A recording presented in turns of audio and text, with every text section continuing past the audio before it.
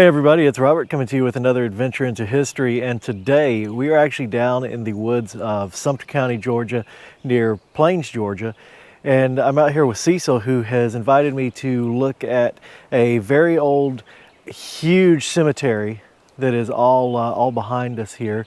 Cecil found this for somebody, so tell me about it, Cecil. I was scrolling on Facebook one night because I work nights and can't sleep, and Joseph Allen made a post looking for his great-grandfather, and he told me there was a cemetery. He told me the name of this place, which is Tabernacle. Found it on an old map, and we came out here and photographed it for him and surveyed it for Find a Grave. Gotcha. And do you remember how many graves were out here that you surveyed? There's I believe 190 or 160 marked. There's probably triple that not marked. Right. So Cecil and I already walked through here. He kind of gave me the tour of it before we started filming. And if you look down below the trees, you can already see graves there.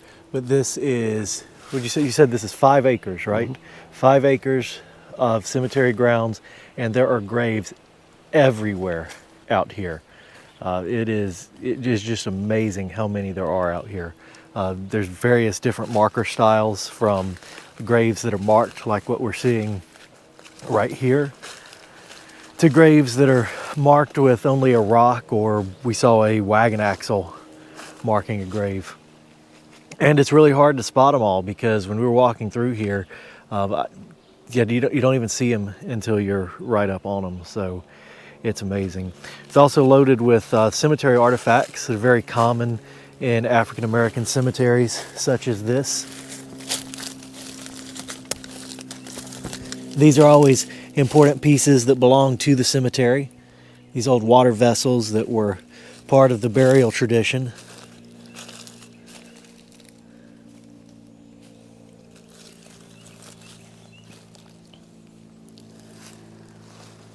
So let's see if we can't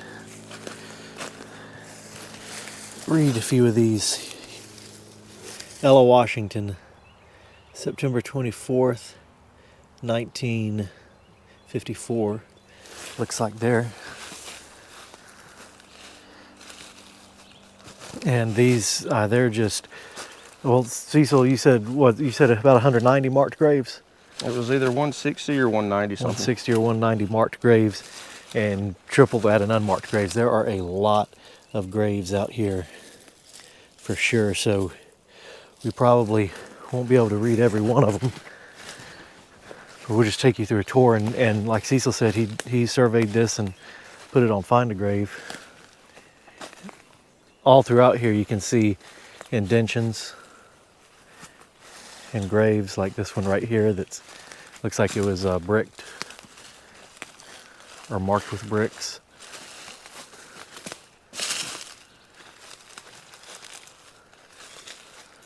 Oh, there's a military marker. It's fallen over.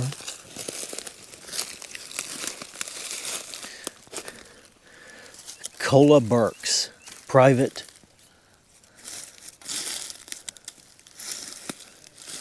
Private, what is that? 1CL. You know what that stands for? First class.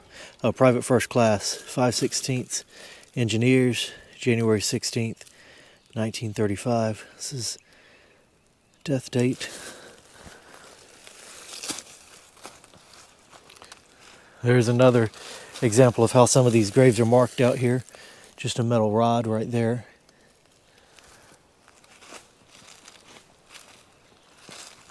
We've got big field stones. I'm assuming this is marking a grave. One at the head and one at the foot, although this would probably be the head of the grave here. And then again, if we look out there in the green, I see there's a grave over there. This also used to be connected to a church, the Tabernacle Church, and Cecil and I went to the site of where the church used to be, which is nearby here, but the church has been long gone. Cecil said it was on aerial photography. He could see it. It was in 1993. You could see the church, and the next year it was gone. So church has been gone for a while. And Cecil was telling me that there's one plot here that's being taken care of. Yeah. And otherwise the rest of the cemetery is in abandonment. And the newest grave out here was what, 93. 93. It's the newest grave, so.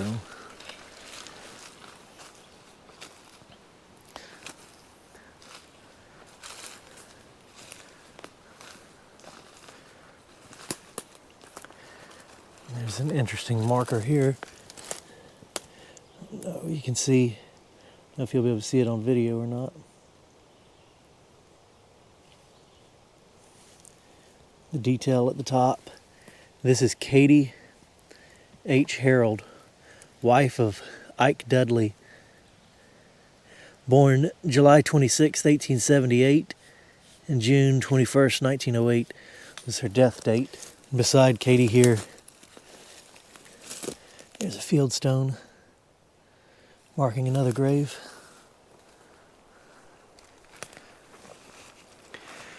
And again, this is just a good example of how there are graves everywhere and they just kind of jump out at you. There's the row there. There's a row there under this tree. And I almost just tripped over this old funeral home marker, which we can read. Miss Julia Nelson, it looks like, who died January 18th, 1955. This was from the Barnum Funeral Home in Americus, Georgia. So I made kind of an interesting discovery out here that Cecil and I were just looking at. We've got these graves throughout here. These are from the 50s and 60s. This is, again, an African American cemetery that surrounds what we just found here, which is kind of interesting. It looks like we're looking at two different cemeteries now at this point in the same basic area. So again, these are 1950s, 1960s graves right here. Like here's the grave of Jesse Hicks, who was born in 1890 and died in 1952. But then just over here, I spotted this large stone right there and wanted to get a closer look. And I was really surprised when I came up on these. These are not African American burials, and they're about 100 years before the graves that we just saw over there.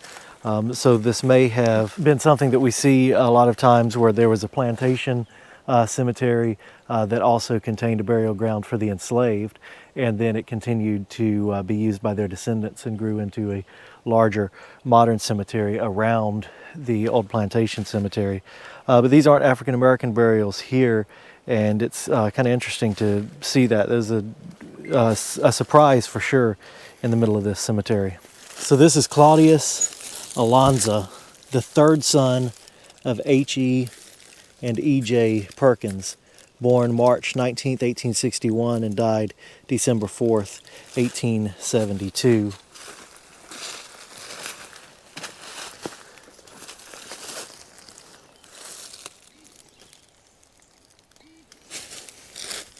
This is James Henry, the fourth son of H.E. and E.J. Perkins, died December 12th, 1863 during the Civil War.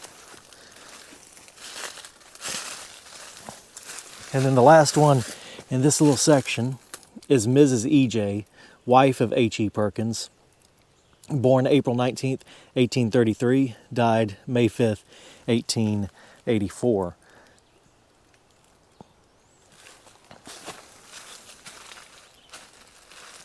So just these three that stand out and are very different from the graves that surround them. The 100 years of difference here, which is kind of interesting to see.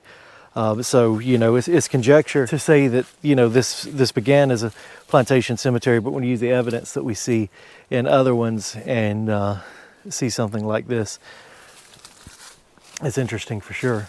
There are more graves that go with the Tabernacle Cemetery back here. As we told you in the beginning of the video, when we started at the back, every piece of land that we've crossed to get to this point is burials.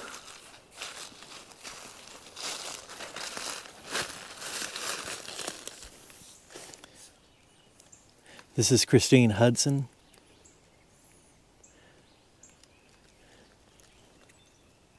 What is that? Oh, born. I thought that said 8-8. That's born August 11th, 1909. Died November 16th, 1971.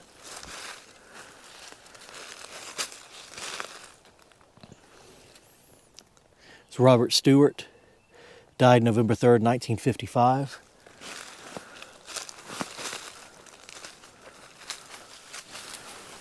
These are more Civil War graves here. Oh, okay. The Walters plot, there should be 3 here. The earliest is 1848 through 1867. Gotcha. So this is Sebron Walters, June 12th, 1809, died. It's on this part over here. Oh, there it is.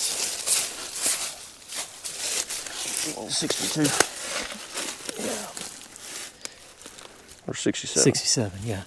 1867. So an interesting thing to note here is Cecil was telling me earlier that there were 2 cemeteries listed on a map here. There was the Tabernacle Cemetery, which is the African American cemetery, and then Old Tabernacle. Old Tabernacle. So what we may be with these graves are looking at the Old Tabernacle Cemetery here. Where is the? You said there was another one. There's 3 in the Walters family. 3 I in don't the know where they're Walters at. They were on the survey we did. Gotcha.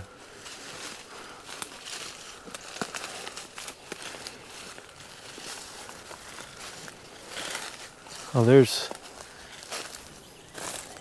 some right there.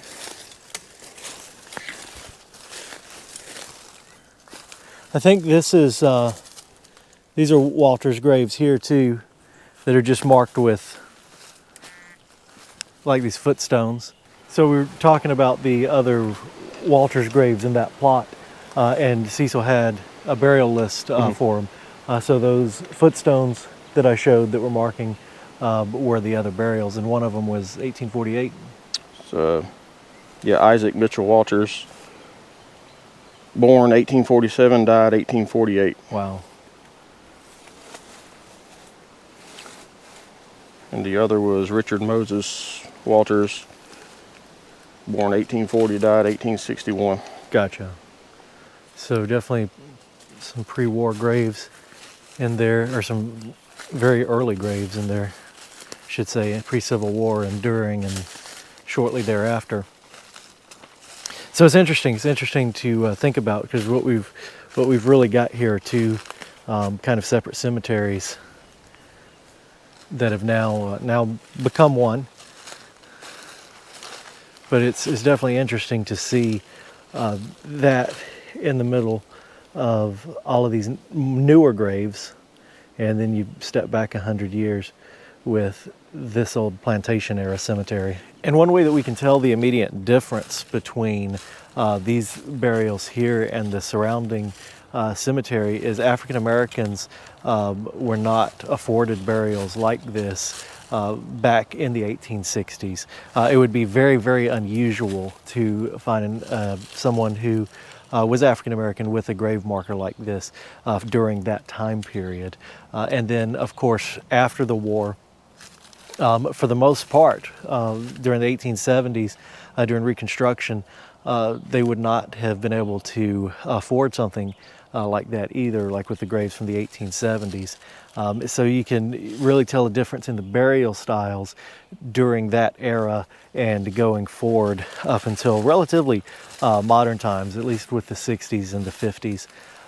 But it's interesting, you know, you can immediately tell a difference, and when you see something that just sticks out like that, that's so separate from the rest of the cemetery, and it leaves you wondering, you know, how this got started, and then how the rest of the cemetery got started. Because I also think that it's worth noting that back during this time period too, and until the 1900s, African American and white burials, at least down here, were segregated. If you had during the plantation era, you would often have the plantation owners up on a hill, and then around their burial plot, you'd have burial of the enslaved, or even on the side of hills, or in somewhere completely different. But these cemeteries were often segregated like that. So when you see that difference, that's how we kind of know that we've got two different things going on here, which is really interesting to see. That being said, we're gonna head this way. There's a grave marked with just a field stone. And then we've got an old funeral home marker here.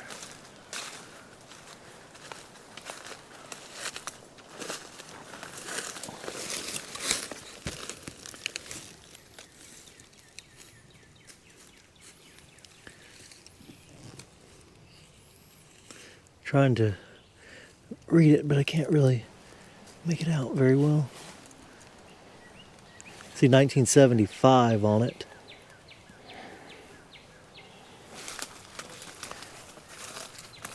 And there's another one. Here's a light if you need it.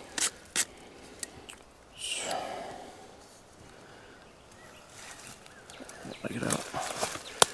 Something brown. Mrs. Willie B. Brown. Died July 20th, 1956. That's it.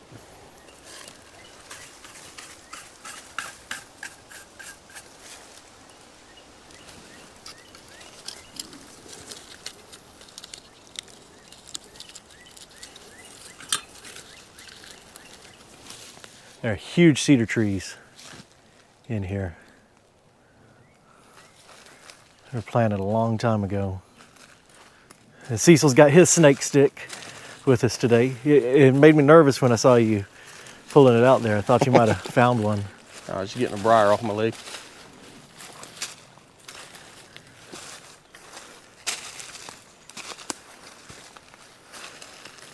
All right, so we're coming back in here. There's an unmarked grave there. I think I just stepped in one right there. I felt the indentation as I walked through. Let's take a look at this one. This is Mr. Carl Hicks, who died May 30th, 1860. Let's see if we can't get a date on that. What is that, 7? 9? I can't tell. I think it's 9. Get the moss out of there. You got to be real careful with these old concrete stones like this, because a lot of times they're pretty fragile, especially you can already see pulling that moss out. It's bringing some of the stone with it, so you have to be really careful, because this stuff that grows on there is very damaging, especially to this concrete. The little roots get in there and will start to fracture it. So 1969, it says at rest at the bottom.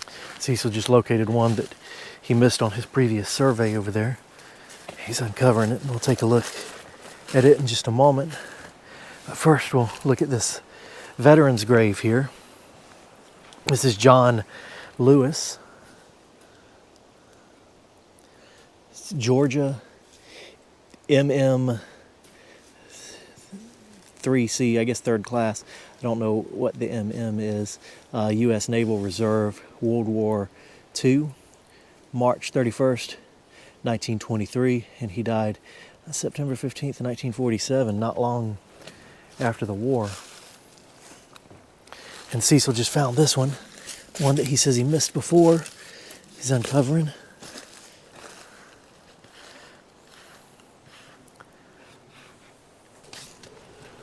Pleasant Glass. Pleasant Glass. Born 1842, died 1912. So this is someone who more than likely would have been born into slavery out here, and died, of course, died free after emancipation.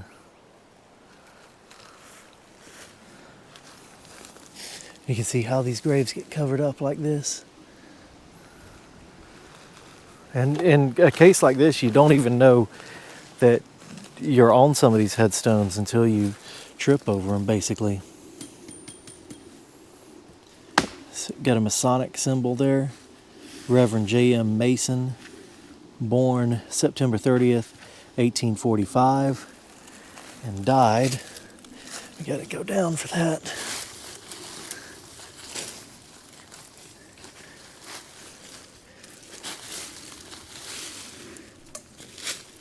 See, he died October 20th, 1917.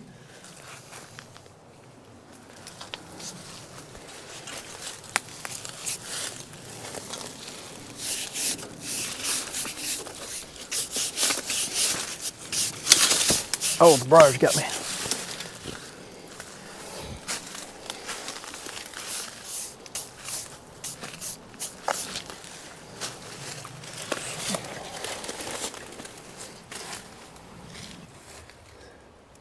This is my son, Jack Glass, February 20th, 1887 to September 26th, 1918. At the bottom it says USA, so I wonder if he was maybe in the service.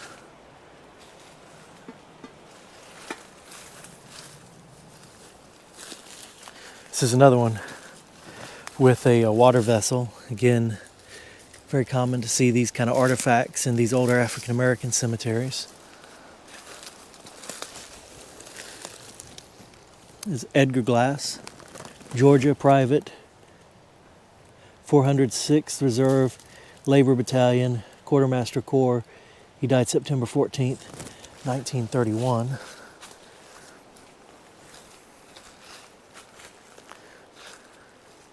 It's a leaf spring. Yeah, leaf spring used to mark a grave here. Right there. Also at the foot of the grave. And another artifact here. Beautiful, beautiful vessel here.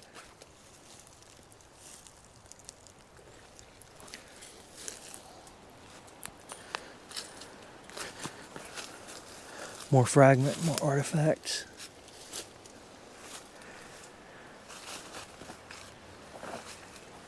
Then as we go over here, we find the nicest stone in this cemetery.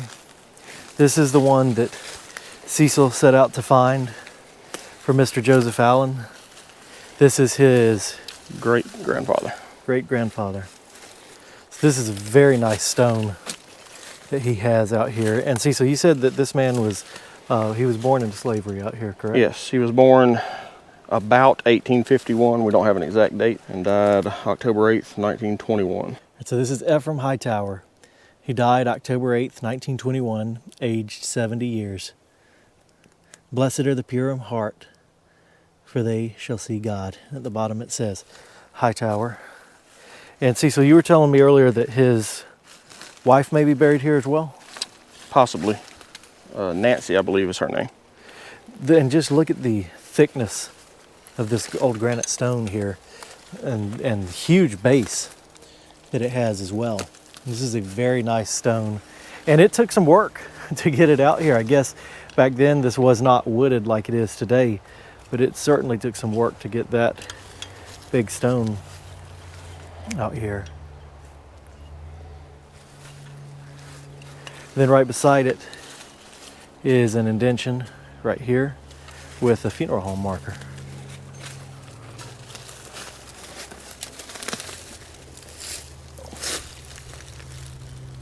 And unfortunately that one is one that's not legible. And there are many burials all around Mr. Ephraim Hightower's grave. You see him there, the indention there beside him. And you were saying that his burial might be there? Yes, possible. There's an indention here, and there's another one here that's marked by this piece of cast iron. Yeah. And the headstone for that one would be there. That's right. Yeah, so it probably is going that way. This is the headstone for this grave, so this one would be Ephraim Hightower's grave. Other artifacts out here, like that was used for a water vessel, grave marker.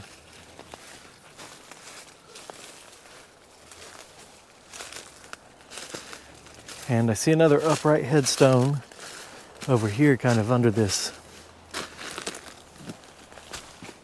under that brush right there. I think it's important to note this. I believe that's a grave right there. It's got a piece of this there, a cemetery artifact there that probably marked it once. Another one right beside it, another indention. You know, we're only able to acknowledge the names of the people whose graves are marked, but there are a lot of people out here.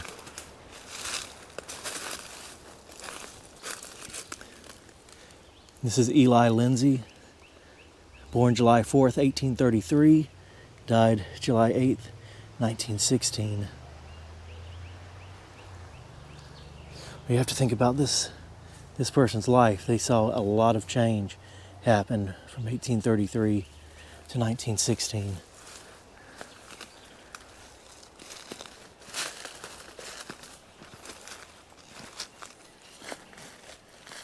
Here's an example of you don't even see them until you step on them, right here. So this one that I just stepped on, trying to uncover it, I think it's going to be a hand engraved marker, if that's engraving there. It is. All right, let me try to finish cleaning it off.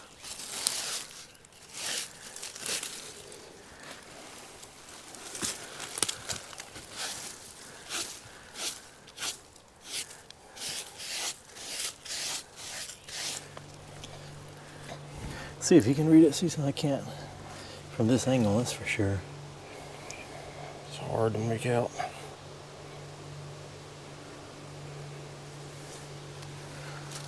It's Inez in Lindsay, maybe. There's a Lindsay behind you. That makes sense. Yeah, that's probably what it is. Something Lindsay. Something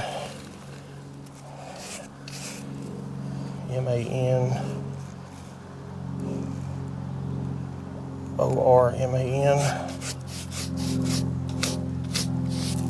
Let me check the burial list and see if it's on there.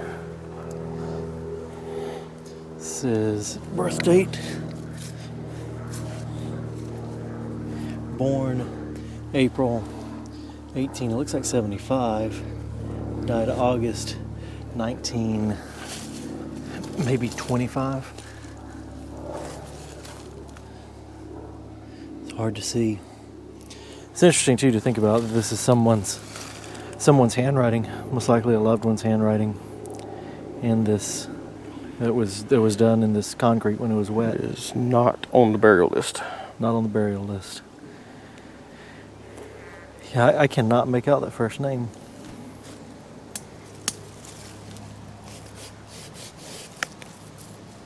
It keeps going. Oh, does it? Yeah. That might be the answer. Let's see if I can't get this pulled back some more.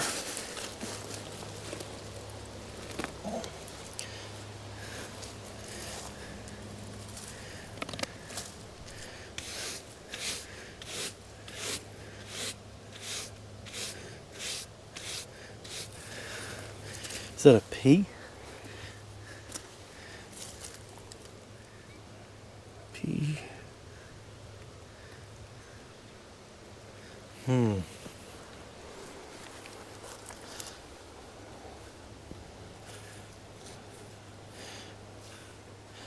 don't know. I can't make it out. Yeah, I can't either. Because PL.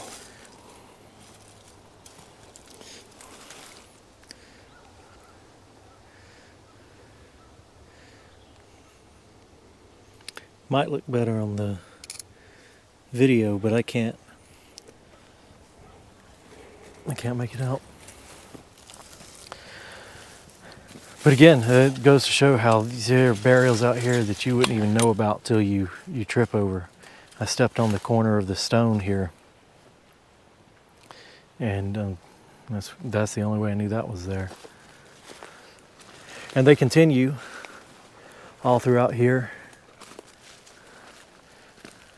We've kind of walked up one side of the cemetery, but it keeps going that way and that way.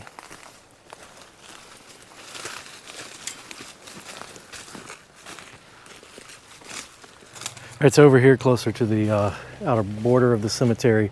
On that side, it does have a fence. We've got more burials here. Let's see what these dates are.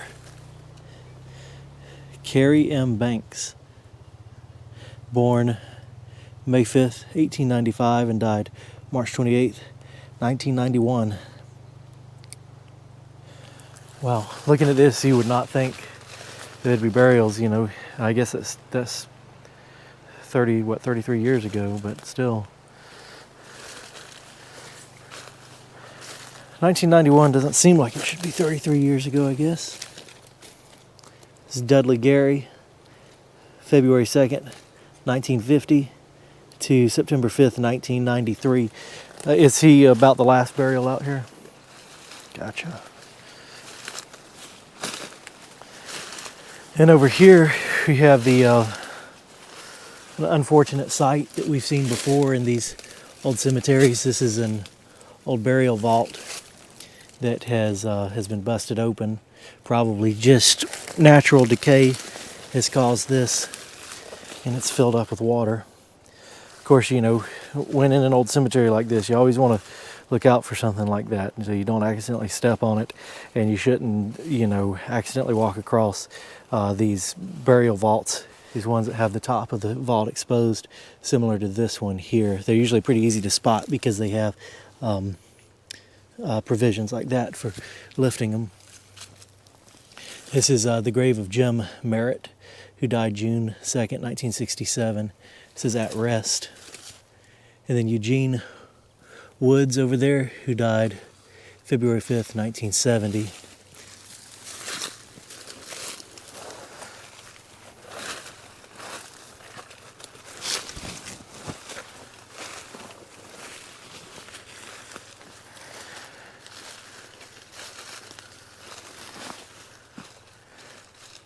And we've got kind of a sad sight. Cecil had posted a picture of this.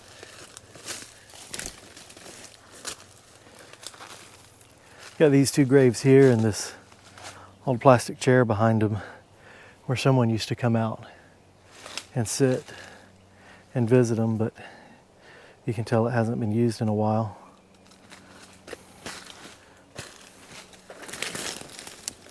This is Willie Fuller, who died June 16th, 1958. And Catherine Harris, who died February 24th, 1966.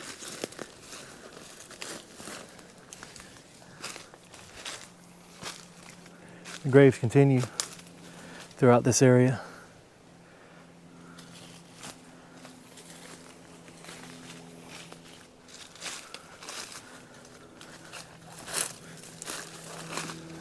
Five acres here, 5 acres of burials here, and 100, nearly 200 marked burials. Maybe double or triple that in unmarked, unknown burials.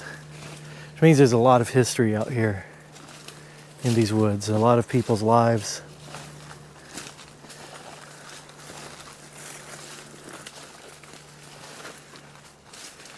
And generations of people, of descendants and their ancestors out here. This is David Byrd. He was born 1913, no exact date, and died March 5th, 1978. Willie Byrd died May 12th, 1957. And Rachel Burton, who died December 6, 1958. And I think that was something you told me earlier, that these graves aren't really in rows, like a lot of times we see. They're in like little family plots. Yeah, and A lot of them are slightly facing different directions in little squares throughout here. Gotcha. It's another funeral home marker from 1972, Miss Leslie Burton, who died January 11th, 1972, aged 82 years, from the Smith Funeral Home in Americus, Georgia.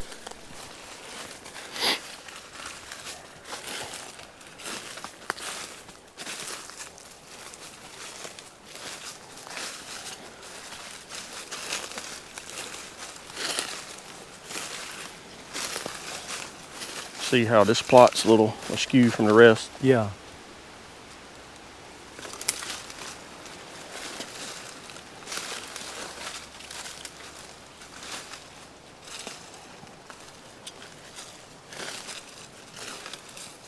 It's still, even after walking over all of this, it still just kind of blows me away how they just kind of appear out from the underbrush. And like those behind Cecil, there's a good example.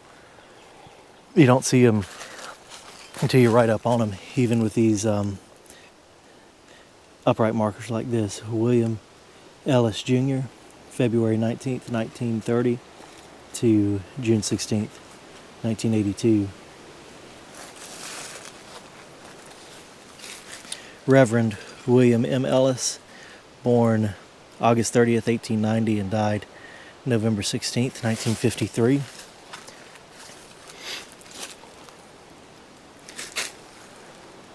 Julia Clark, August 4th, 1960.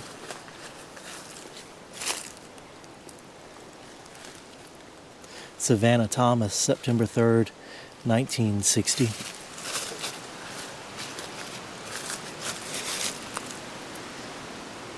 Annie B. Ellis, September 16th, 1961. There's a grave right here. There's a funeral home placard for it. Just no stone. We'll come back to that funeral home placard, see if we can get anything off of it. This is Jesse Hall, January 9th, 1964. Let's see. Nope. Maybe. Let's see. Nope. The little insert is gone for that one.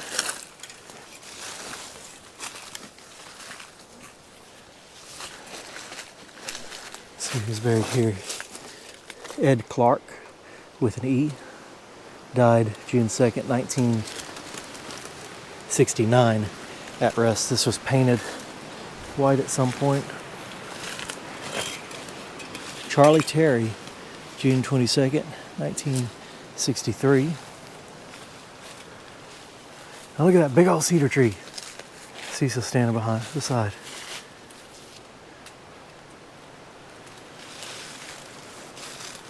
And another one. We're close to the road.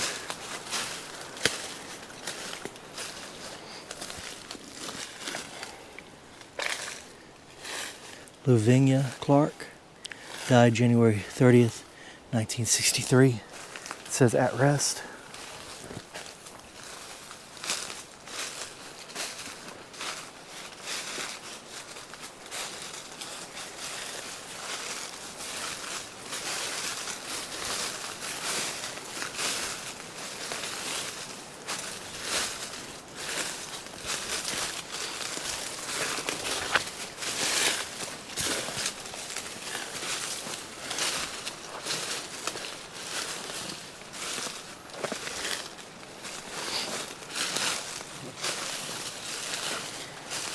Got burials here.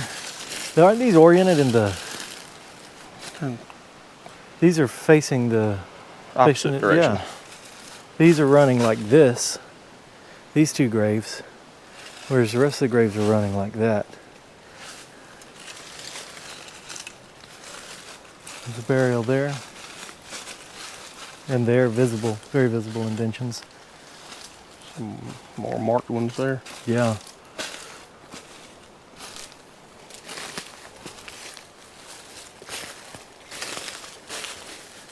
This is one of those graves that we're gonna do a video on in the future. This is a fellow who was making these, was based in Atlanta, and was trying to make affordable grave markers for African Americans. Very distinctive style of stone. Mrs. Sylvia Moore. And she's also got this concrete marker here, Sylvia Moore, January 7th, 1959. There's another one under there. There's one right there. All right, everybody. Well, we are about to close this out, but this is a huge cemetery. on this video, we've barely even scratched the surface of the amount of burials out here. Cecil was just telling me he spent 3 days out here surveying this cemetery. And on this video, on this trip out here, we found, what was it, 2 more that he had missed surveying it. We've really just scratched the surface on it. And let me know if you come back down here and come back and look for some more. And thank you for bringing me out here. This is I don't get down this way, down to Sumter County very often. My family's actually from down this way, so I need to more often, but this is an amazing cemetery and a lot of unique graves here. And thanks to Mr. Joseph Allen for bringing this to our attention. Absolutely. Thanks to Mr. Joseph Allen. And he found a grave for him, so that's awesome too. So hopefully he'll know where that's at as well. All right, everybody, hope you enjoyed the video. Don't forget to like, share, and subscribe, and we'll see you next time.